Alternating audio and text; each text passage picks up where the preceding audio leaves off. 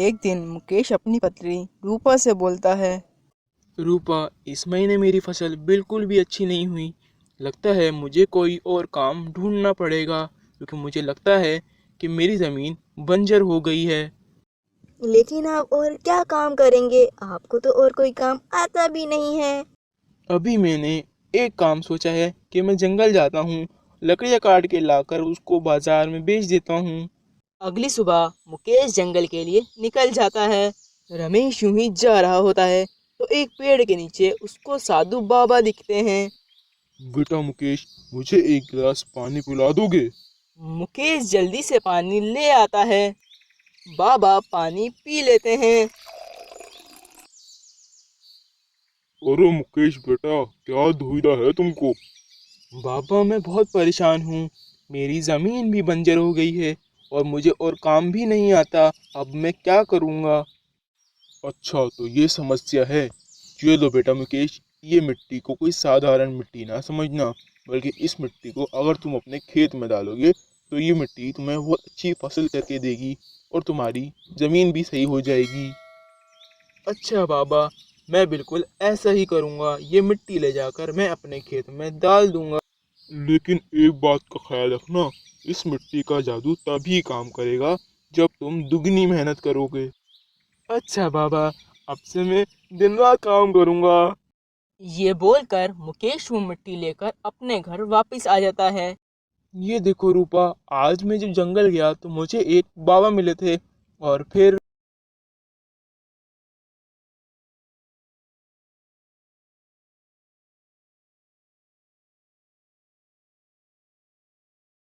लेकिन आप तो पहले से ही बहुत ज़्यादा मेहनत करते हैं, और अगर आप और मेहनत करेंगे तो बीमार हो जाएंगे। नहीं रूपा, अब मैं दुगनी मेहनत करूँगा और अपनी ज़मीन को उपजाऊ बनाऊँगा। चले, आपकी मर्जी। फिर मुकेश दुगनी मेहनत करता है और उसकी फसल बहुत अच्छी होती है। अरे मुकेश, तुम्हारी फसल तो बहुत अच्छी हुई है। तुमने तो कहा था कि तुम्हारी जमीन बंजर हो गई है। हाँ सुरेश, मेरी ज़मीन बंजर हो गई थी, तो फिर मैं ये काम बंद करके जंगल में लकड़ियाँ काटने गया था और फिर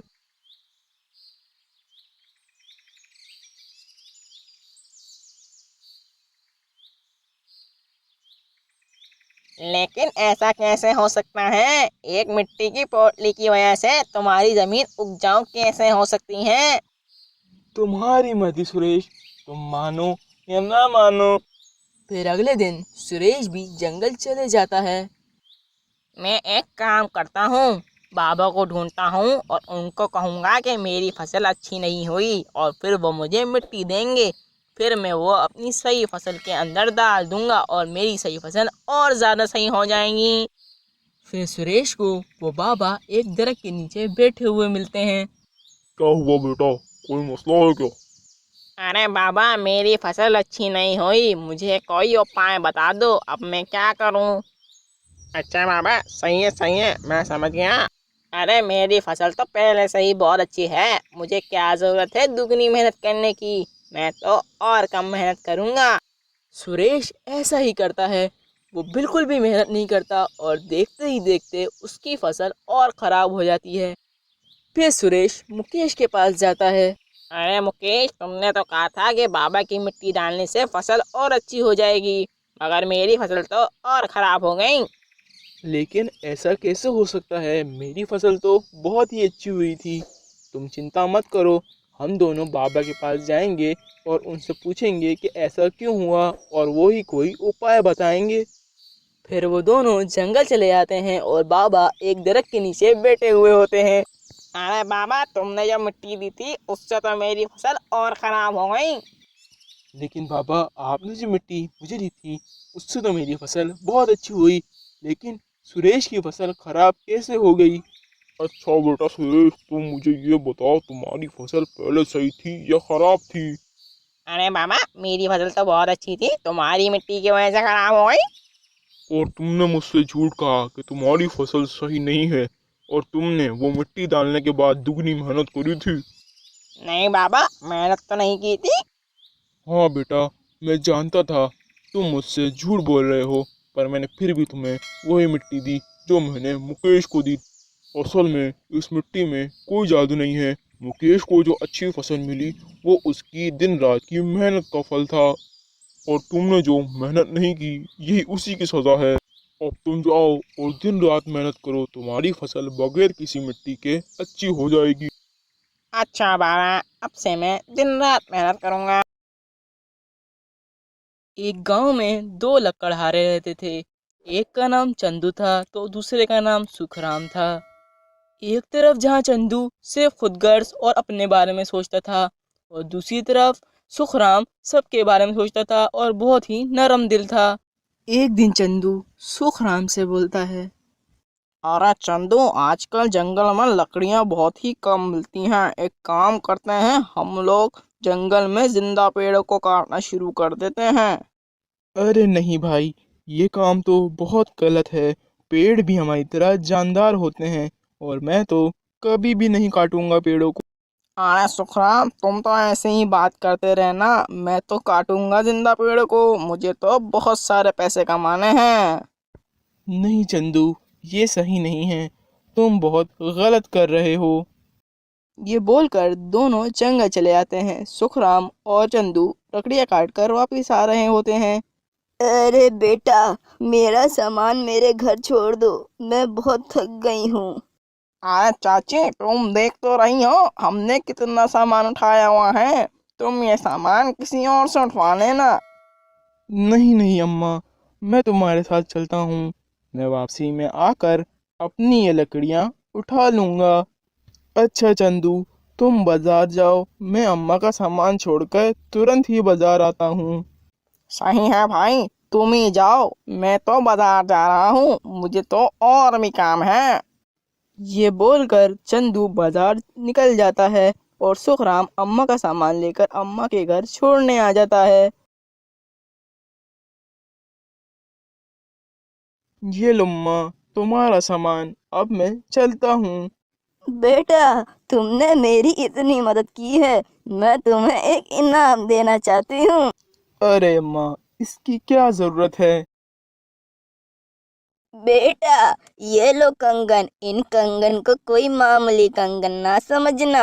इन कंगनों के अंदर तुम जो लिख के डालोगे वो तुम्हें प्राप्त होता रहेगा, और जब वो चीज तुम्हें प्राप्त हो जाए तो तुम इस कंगन पे जो लिखा था उसी के पीछे चीन टपाकर डम डम लिख देना। तुम्हें वो चीज प्राप्त होना बंद हो जाएगी।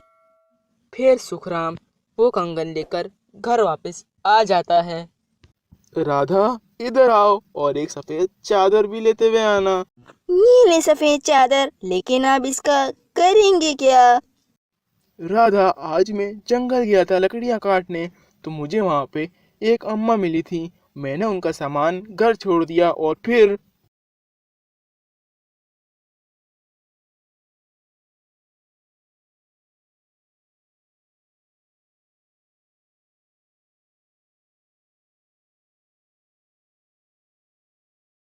लेकिन ऐसा कैसे हो सकता है?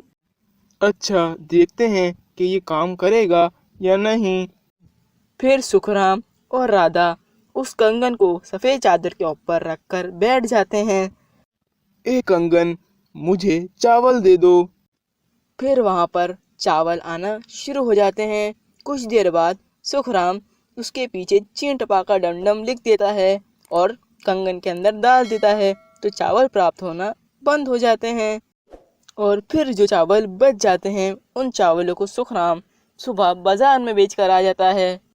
अब सुखराम रोज ऐसा ही करता, जो भी कुछ बचता था वो बाजार में सुबह बेच कर आ जाता था। कुछ ही दिनों में सुखराम बहुत ज़्यादा अमीर हो जाता है और चंदू गरीब का गरीब ही रहता है। एक दिन चंदू सुखराम को कंगन से चीज़ें मंगवाते हुए देख लेता है। अच्छा, तो ये है इसकी अमीरी का राज। चंदू सुखराम के कंगन चुरा लेता है और अंटार्कटिका चले जाता है। अरे अब तो मैं इससे बहुत सारे पैसे कमाऊंगा और दुनिया का सबसे बड़ा आदमी बन जाऊंगा। चंदू उन कंगनों को ले जाकर एक जगह रख देता है और फिर कहता है, अरे कितनी गर्मी थी रास्ते में, एक काम करता हूँ, सबसे पहले बर्फ मंगाता हूँ।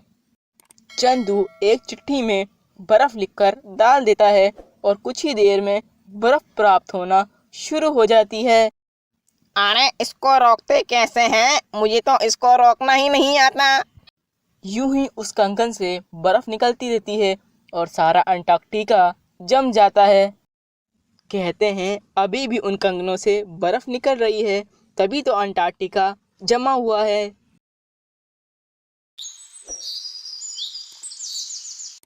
राजू एक पंचर की दुकान चलाता था। वो बहुत ही ईमानदार था और हर इंसान और जानवर का ख्याल रखता था। एक दिन राजू की दुकान पर एक ट्रक ड्राइवर कालू अपना ट्रक का टायर लेके आता है। अरे राजू भाई, ये मेरे ट्रक का टायर है, इसे सही कर दो। और सही हो जाने के बाद इसे जंगल के बीचों बीच ले आना। मेरा ट्रक वहीं खड़ा है, मैं तुम्हें पैसे भी वहीं पर दूंगा। जी कालू भाई, मैं ले आऊंगा। शाम हो जाती है और राजू ट्रक ड्राइवर का टायर सही करके जंगल के लिए निकल जाता है।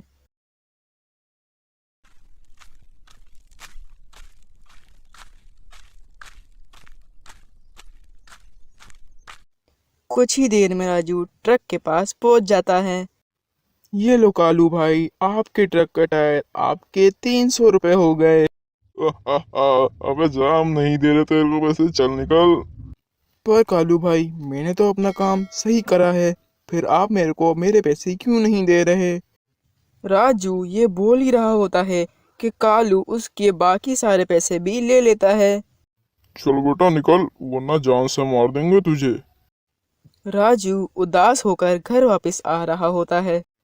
आज तो मेरे पास पैसे भी नहीं हैं, मैं अपने बीवी बच्चों को क्या खिलाऊंगा?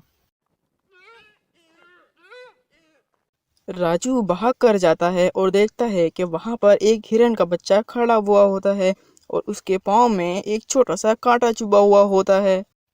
ओहो, ये तुमको कांटा कैसे चुभ गया? मैं इस कांटे को अभी निकाल देता हूँ। ये बोलकर राजू कांटा निकाल देता है।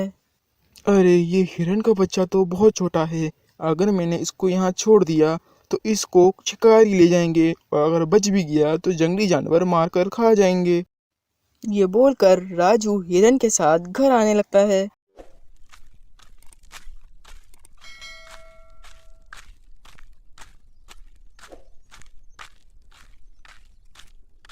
अरे क्या है इस पोटली में? मैं इस पोटली को अभी खोल कर देखता हूँ। अरे ये तो सोने के सिक्के हैं, लेकिन ये यहाँ पर कैसे आए? चलो मैं यहाँ पर खड़ा हो जाता हूँ, अगर कोई बंदा अपने सोने के सिक्के यहाँ पर ढूंढने आएगा तो ये सिक्के मैं उसको दे दूंगा। राजू 2 घंटे तक वहाँ पर खड़ा रहता है, मगर उन सोने के सिक्कों को लेने कोई भी नहीं आता। फिर राजू घर वापस आता है। मालती, मालती, ये देखो मुझे क्या मिला। अरे क्या मिला है आपको? ये तो एक हिरन का बच्चा है और आपके हाथ में क्या है? अरे मालती, मैं घर वापस आ रहा था तो मुझे रास्ते में ये हिरन मिली। इसके पाँव में एक छोटा सा कांटा चुभा हुआ था, तो मैंने इसके पाँव से कांटा निकाल दिया और इसको लेकर फिर मैं घर वापस आ रहा था तो मुझे रास्ते में ये सिक्कों वाली पोटी मिल गई। अरे ये तो बहुत अच्छी बात है, हम इस सोने को बेच देते हैं। नहीं मालती, मैं इस सोने को नहीं बेचूंगा। ये सोना मेरा नहीं है और मैं ये इतना बड़ा पाप नहीं कर सकता। अरे ये सोना आपको जंगल से मिला है और आपने वहाँ पर खड़े होके भी देखा था, पर वहाँ पे कोई भी बंदा नहीं था, तो ये सोना हमारा हुआ ना। हम इसको बेचें या इसका कुछ भी करें? नहीं मालती, मैंने मना कर दिया तो मना कर दिया, हम ये सोना नहीं बेचेंगे। अगले दिन राजू काम पे जाता है और उसको वहाँ पर बहुत सारा फायदा होता है और बहुत सारे पैसे भी मिल जाते हैं। अरे मालती, बहुत सारा काम था आज और बहुत सारे पैसे भी मिले। मेरे पास बहुत सारे लोग आज टायर सही करवाने आए। तुम मानो या ना मानो, ये उस ही हिरन की वजह से हुआ है जिसको मैं लेकर आया था। चलें, आपकी मर्जी, जो आप कहते हैं वही सही होगा। अब हर दिन राजू बहुत सारे पैसे कमाता। वो देखते ही देखते एक टायर कंपनी का मालिक बन गया था। अरे सुने, उस सोने का क्या करना है जो आपको जंगल से मिला था? अब तो इतना टाइम हो गया है और उस सोने को लेने कोई भी नहीं आया। हम उस सोने को बेच देते हैं। नहीं मालती, ये सोना मेरा नहीं है, तो मैं इस सोने को कैसे बेच दूं? तुम बस 1 महीना और इंतजार कर लो। अगर 1 महीने में इस सोने को लेने कोई नहीं आया, तो मैं इस सोने को जंगल के करीब बने मंदिर में जाकर दान कर दूंगा। ऐसे ही 1 महीना बीत जाता है और कोई भी सोना लेने नहीं आता। फिर राजू उस सोने को और हिरन को लेके जंगल के करीब बने मंदिर में लेके जाता है। हे भगवान, आज से कुछ साल पहले ये सोना मुझे जंगल में मिला था, लेकिन इतने टाइम बाद भी इसे लेने कोई भी नहीं आया। मैं इसको आपको दान कर रहा हूँ। फिर उस सोने को राजू दान कर देता है। पीछे से एक आवाज आती है। राजू, राजू, तुम बात कर सकती हो, मगर कैसे? राजू, मैं एक चमत्कारी हिरन हूँ और मैं सिर्फ अच्छे लोगों को ही मिलती हूँ और ये सोना भी मेरा है। मैं न जाने कितने इंसानों को मिली हूँ और मैंने उनको ये सोना भी दिया था, जैसे तुमको दिया था, लेकिन वो सभी लोग लालच में आके इस सोने को बेच दिए। मगर तुमने ये सोना भगवान को दान कर दिया। तुम्हारा बहुत धन्यवाद। अब मैं जा रही हूँ। राजू, तुम्हें जब भी मेरी ज़रूरत हो मुझे सच्चे दिल से याद करना, मैं वहाँ पर आ जाऊंगी। ये बोलकर जादुई हिरन गायब हो जाती है।